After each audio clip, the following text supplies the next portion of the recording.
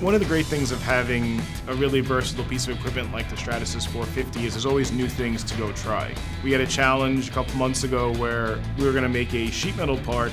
Come to find out, very close to delivery, the tooling had been damaged and was no longer usable, and all of a sudden we had to figure out how we're going to make this part. My engineers sat down with the sheet metal fabricator, and in a couple of days, in one iteration, we printed a full-size forming tool out of the nylon 12CF. It was a lot of bets going on, I think, of whether it was going to work or not, but it worked fantastically first time. It allowed us to save a significant amount of time, and we did it very economically. It was a short-run job, so instead of spending a lot of money machining tool steel in a very complex geometry, we could print it and have the parts in a couple days. The best thing about additive manufacturing is part complexity does not affect either time or cost, which is a huge savings to us because it allows us to think really broadly about how we're going to approach a design.